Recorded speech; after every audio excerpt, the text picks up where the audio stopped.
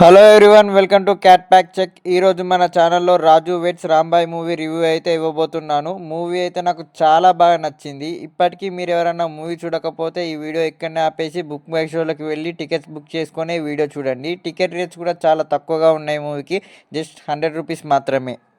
Story వచ్చేసి రాజు and Rambai ఇద్దరు same క్యాస్ట్కి సంబంధించిన వాళ్ళు లవ్ చేసుకుంటారు. సో రాంబాయి వాళ్ళ ఫాదరు వెంకన్న దీనికి ఎలా అడ్డుపడ్డాడనేదే స్టోరీ.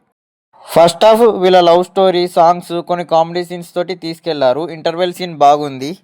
సెకండ్ హాఫ్ మొత్తం చాలా హెవీ ఎమోషన్స్ తోటి తీసుకెళ్లారు. క్లైమాక్స్ 20 మినిట్స్ మాత్రం మూవీ చూసాక కూడా మీ మైండ్లో తిరుగుతూనే ఉంటుంది. క్లైమాక్స్ చాలా బాగుంది. మూవీలో నెగిటివ్స్ అన్ని ఫస్ట్ హాఫ్లోనే ఉన్నాయి, ఎందుకంటే వీళ్ళ లవ్ స్టోరీ రొటీన్గా ఉంటుంది అండ్ ఫస్ట్ హాఫ్ కొంచెం ల్యాగ్ ఉంటుంది.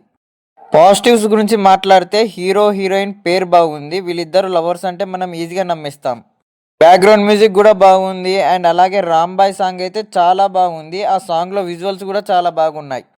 ఎమోషనల్ సీన్స్ కూడా చాలా బాగా వర్క్ అయ్యాయి క్లైమాక్స్లో. సెకండ్ హాఫ్లో హీరోయిన్ ఫాదర్ క్యారెక్టర్ వెంకన్న క్యారెక్టర్లో చైతన్య జొన్నలగడ్డ గారికి చాలా మంచి సీన్స్ పడ్డాయి. సెకండ్ హాఫ్ మొత్తం ఆయననే నడిపిస్తాడు.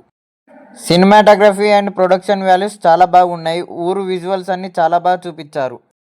డైరెక్టర్ స్థాయిలో మంచి స్టోరీ, మంచి క్లైమాక్స్ పెట్టుకొని మూవీని చాలా బాగా తీశాడు. డెబ్యూట్ ఫిలిం అయినా చాలా బాగానే హ్యాండిల్ చేశాడు. బట్ ఫస్ట్ హాఫ్ ఇంకాస్త ఎంగేజింగ్గా తీసుంటే బాగుండు.